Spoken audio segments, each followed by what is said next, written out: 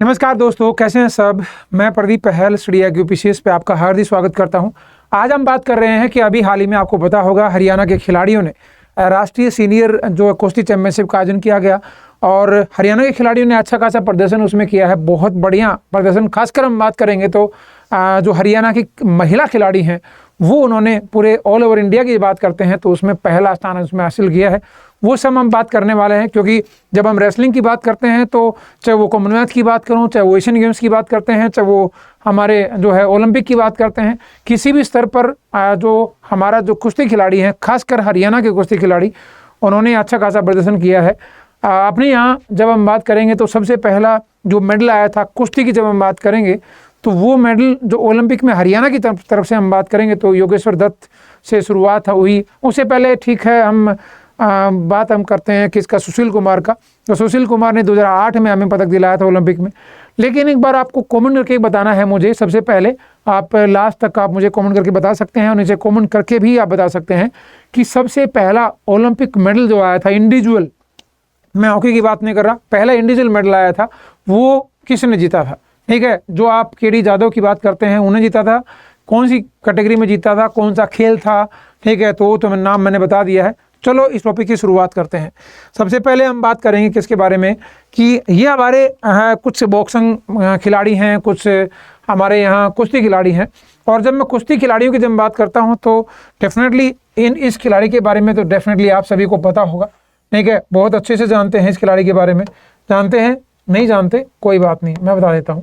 इसकी जब बात करेंगे तो एक नाम सुना होगा जिसको आप रवि दहिया के नाम से जानते हैं, जिसको आप रवि दहिया के नाम से जाना जाता है, जिसने कुछ टाइम पहले जब टोक्यो में ओलंपिक हुआ, जब टोक्यो ओलंपिक की जब हम बात करेंगे, टोक्यो ओलंपिक हुआ, उस ओलंपिक में, टोक्यो ओलंपिक में हमें मेडल दिलाया था।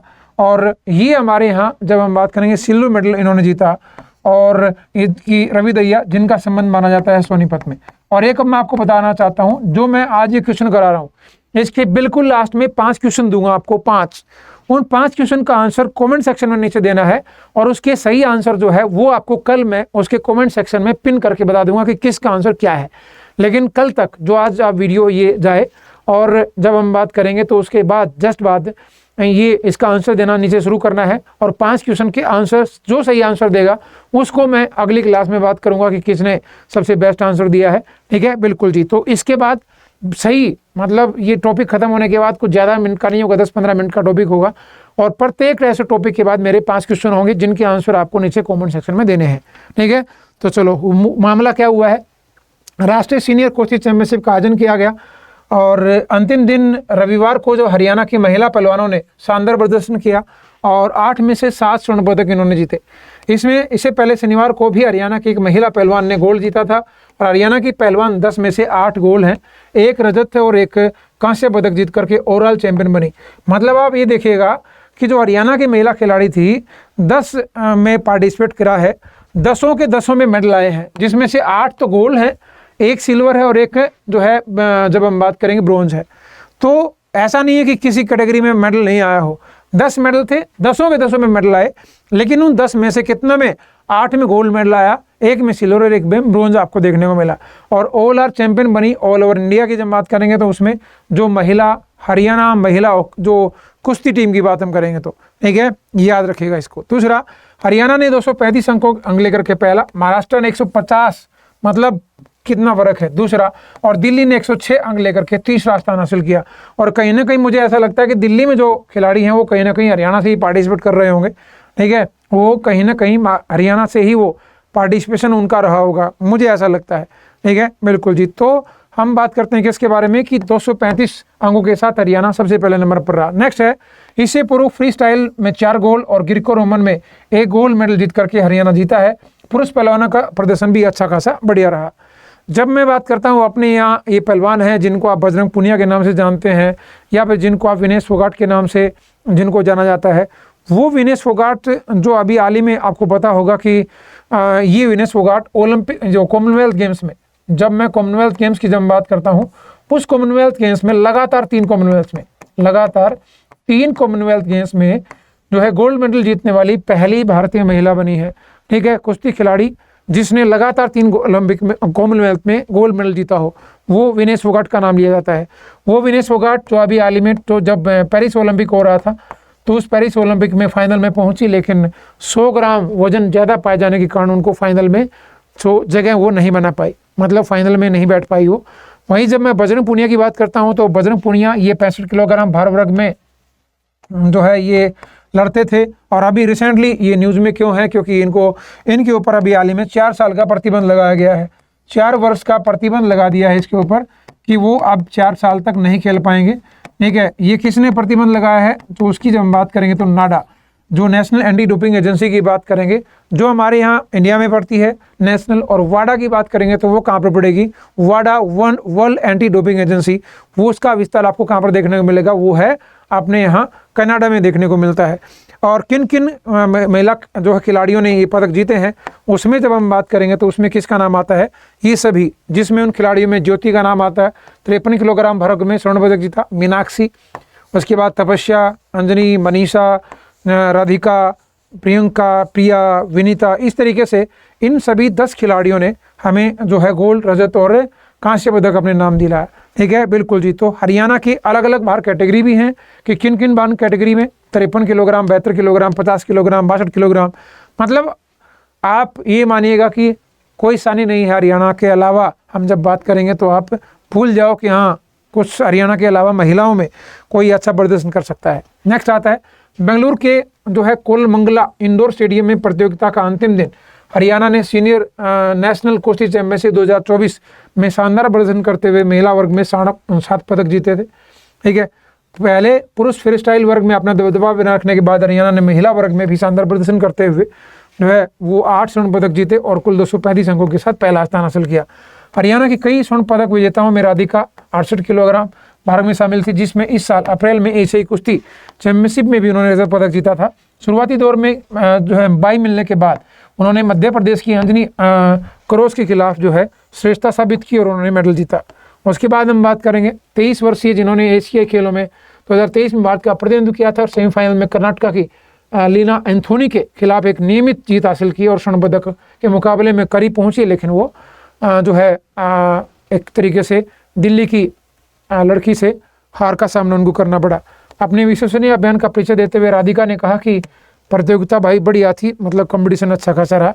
ये अलग अलग जो है कहाँ की किसने किसने क्या जीता है वो मैंने आपको बता दिया है, वो सारा लिखने की जरूरत है। नेक्स्ट हम बात करेंगे अपने यहाँ पर जो हरियाणा के महत्वपूर्ण खिलाड़ियों की जब हम बात करेंगे तो हरियाणा के महत्वपूर्ण खिलाड़ी जिसको योगेश्वर दत्त के नाम से जानते हैं, ओलंपिक कांस्य पदक विजेता 2012 में इन्होंने ओलंपिक में कांस्य पदक जीता था लंदन में जो हुए।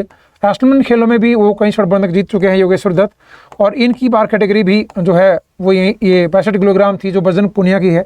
आजकल राजनीति में है बीजेपी की तरफ से जो है भूपेंद्र सिंह हुड्डा सरकार के यहाँ उनको क्या बना दिया गया था, और उस समय पर हम बात करेंगे तो इनको ये डीएसपी बनाया था, ये आप भी आपको पता होगा।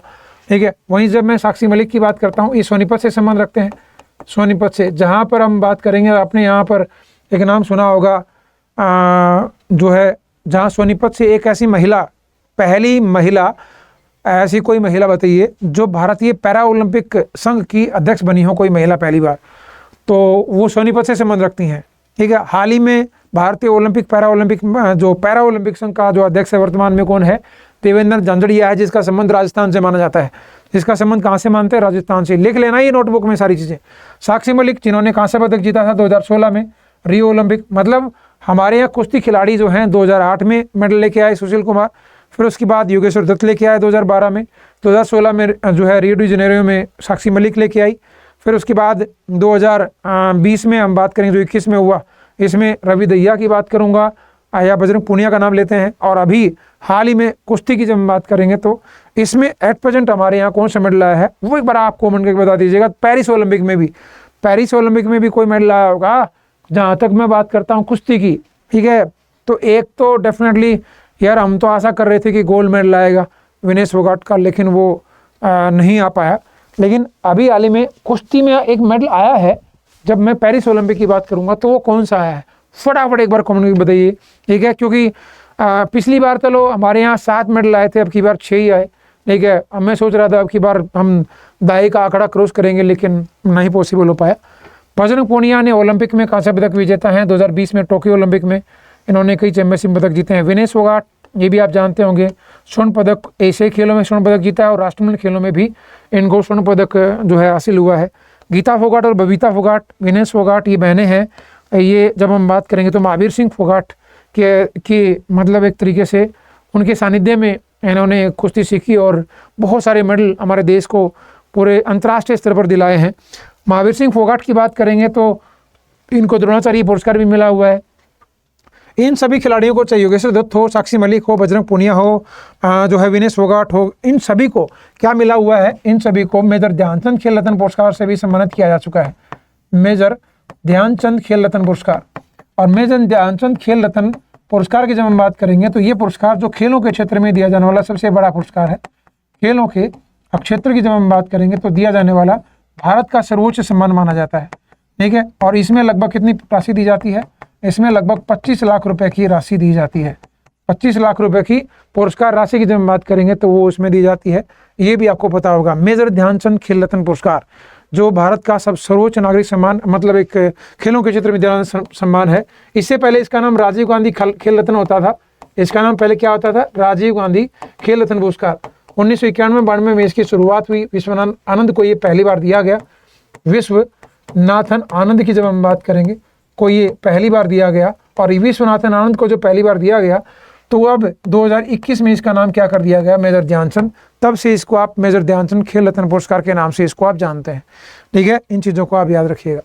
तो ये अलग अलग महिला खिलाड़ी, चाहे वो केडी जाधव की बात करूँ, चाहे मैं सम्राट हो, चाहे वो रवि दहिया हो, चाहे वो गीता फोगाट हो, बबीता फोगाट हो, विनेश फोगाट हो, ये साक्षी मलिक हो, बजरंग पूनिया हो, इन सभी ने जब हम बात करेंगे तो अपने यहाँ भारत को एक तरीके से मतलब गौरवान्वित महसूस कराया है अंतर्राष्ट्रीय स्तर पर। चाहे ओलंपिक हो, चाहे वो कॉमनवेल्थ गेम्स हो, चाहे वो वर्ल्ड जो है रेसलिंग चैंपियनशिप्स हो। मतलब बजरंग पूनिया की बात हम करेंगे तो इन्होंने वर्ल्ड नंबर 1 रैंकिंग भी हासिल करी हुई है अपने समय में, ठीक है। 2019 में इनको मेजर ध्यानचंद खेल रत्न पुरस्कार से इनको सम्मानित किया गया था, ये भी आप जानते होंगे। इनको मेजर ध्यानचंद खेल रत्न पुरस्कार से सम्मानित किया गया था। अब ये क्वेश्चन है जो मैंने 5 क्वेश्चन में देने वाला हूँ आपको, इनका आंसर आपको कमेंट करके अभी बता दियो। लेकिन मैं कह रहा हूँ कि मैं ये सेशन खत्म हो उसके नीचे कमेंट सेक्शन में ऐसे बताना है, एक ही कमेंट में बताना है। क्वेश्चन नंबर 1 का आंसर ये है, क्वेश्चन नंबर 2 का आंसर ये है, क्वेश्चन नंबर 3 का आंसर ये है। मतलब टाइप ये ऐसे नहीं लिखना A answer B answer C, ऐसे लिखना है। मान लो इसका आंसर मान लो ये 5 है तो ये लिखना क्वेश्चन 1 का 5 है, क्वेश्चन नंबर 2 का जो है 10 है, इस तरीके से एक ही कमेंट में। तो पहला क्वेश्चन है 68वीं राष्ट्रीय कुश्ती चैंपियनशिप में महिला वर्ग में कुल कितने स्वर्ण पदक जीते? हरियाणा की जब बात करेंगे तो इनमें से 5, 8, 10 और 7। उसके बाद नेक्स्ट क्वेश्चन आता है 68वीं राष्ट्रीय कुश्ती प्रतियोगिता कहाँ पर आयोजित की गई? और ये कहाँ पर हुई? चंडीगढ़, गोरखपुर, नई दिल्ली और पटना, ठीक है। और एक ऑप्शन और लगा देता हूँ, इनमें से कोई नहीं, इनमें से कोई नहीं, ठीक है। तो फटाफट इसका आंसर आपको देना है। और उसके बाद अगला क्वेश्चन है हरियाणा में कुल कितने पदक जीते? महिला और पुरुष दोनों ने मिलाकर के हम बात करेंगे तो 12, 14, 16 और 18 कितने पदक जीते? महिलाओं का तो डेफिनेटली हमने बताया, लेकिन मैंने पुरुषों का नहीं बताया, वो आपको खुद सर्च करना पड़ेगा, वो खुद आपको सर्च करना पड़ेगा। तो क्या करना है, मीन में से कोई बताइए कि पुरुषों ने कितने जीते हैं, महिलाओं को तो पता है आपको, तो मिला करके कुल मिलाकर के इसका आंसर आपको देना है कि कितना इसका आंसर होने वाला है। उसके बाद हम बात करें हरियाणा का खेलों में दबदबा किस मुख्य कारण से माना जाता है? कि खिलाड़ियों को वित्तीय सहायता, प्रोत्साहन मिलता है, जमीनी स्तर पर प्रशिक्षण दिया जाता है, नौकरियों में आरक्षण होता है, या फिर सारे ही रीजन हैं इसके, ठीक है। तो वो एक बार आप कमेंट करके बताइए। और आज का आखिरी क्वेश्चन है 5वां, हरियाणा सरकार द्वारा खेलों को बढ़ावा देने के लिए कौन सी योजना लागू की गई थी? कौन सी योजना लागू की गई है हरियाणा में खेलों को बढ़ावा देने के लिए? ध्यानचंद पुरस्कार दिया गया है, ओलंपिक तैयारी के लिए वित्तीय सहायता दी गई है, उत्कृष्ट खिलाड़ियों के लिए नौकरियां दी गई हैं, और ये सारे, ठीक है। फटाफट आंसर दीजिएगा। अपने यहाँ का हम बात करेंगे तो अपने यहाँ देखो, अपने यहाँ बहुत सारे पुरस्कार दिए जाते हैं हरियाणा में। जब मैं सीनियर खिलाड़ियों की बात करता हूँ तो सीनियर खिलाड़ियों में भीम पुरस्कार दिया जाता है, आपको पता होगा। भीम पुरस्कार जो सीनियर खिलाड़ियों को दिया जाने वाला सबसे बड़ा पुरस्कार है हरियाणा में, ठीक है। और एक साल में अधिकतम 11 खिलाड़ियों को दिया जा सकता है। ऐसे ही जूनियर खिलाड़ियों को सबसे बड़ा पुरस्कार दिया जाता है, वो एकलव्य पुरस्कार है। उसके बाद हम बात करेंगे तो एक पुरुष खिलाड़ी जिसने अपने जीवन भर में हरियाणा में खेलों के क्षेत्र में अच्छा योगदान दिया हो, उसको महाराणा प्रताप पुरस्कार दिया जाता है। और वहीं जब महिलाओं ने अच्छा प्रदर्शन किया, आपने हरियाणा की हो और अंतर्राष्ट्रीय स्तर पर बढ़िया प्रदर्शन उन्होंने किया है, तो उसको आप जो है रानी लक्ष्मीबाई पुरस्कार दिया जाता है। तो इस तरीके से बहुत सारे पुरस्कार हमें दिए जाते हैं। तो इसका आंसर देना आपको इनमें से कौन सा आंसर ठीक लगेगा कि आंसर ए बी सी तीनों ठीक हैं उपरोक्त सभी, या फिर आंसर बी ठीक है ओनली सी ठीक है, या फिर बी और सी ठीक है, या ए और सी ठीक है, कुछ भी दे सकते हो। जो भी आप आंसर ठीक लगे वो इसका आंसर आपके द्वारा दिया जा सकता है। तो फटाफट से तो क्या करना है आपको, इनके आंसर कमेंट सेक्शन में चाहिए मुझे। और हाँ, यदि आप तैयारी कर रहे हो हरियाणा पीसीएस के लिए, तो हरियाणा पीसीएस वाले बच्चों, आप हरियाणा संकल्प बैच नंबर 11 आ गया है और 5 तारीख से इसमें एक तरीके से क्लासेस स्टार्ट हो गई थी। जाकर के इसको 14,999 नहीं पे करना पड़ेगा, बाय नाउ करो। बाय नाउ करोगे तो आपको बहुत सारी फैसिलिटीज आपको दिखेंगी, जिसमें आपको टेलीफोनिक और person to person 1-to-1 counselling मिलती है, इंटरव्यू गाइडेंस दी जाती है, आंसर राइटिंग के लिए टेस्ट कंडक्ट कराए जाते हैं time to time, regular teacher और जो स्टूडेंट की मीटअप्स होती हैं, 1000 और प्लस इंग्लिश में क्लास दी जाती है, इंग्लिश और हिंदी में नोट्स दिए जाते हैं। तो जाकर के आप क्या करो, जब मैं फॉर ऑफर अवेलेबल में क्लिक करोगे तो यहाँ पर PDK लाइव इस कूपन कोड को आप यूज़ करेंगे तो लगभग 2,999 रुपये कम हो जाएंगे, मतलब लगभग 11,999 रुपये। बाय नाउ लगाया और बाय नाउ करके इसको आप फटाफट से इसको आप प्रोसीड टू पे करके इसको आप परचेज कर सकेंगे। ठीक है, तो इस तरीके से आप हमारे साथ हरियाणा PCS की आप तैयारी करें बच्चे, तो आप फटाफट इस बैच के साथ जुड़िए और तैयारी करते रहो।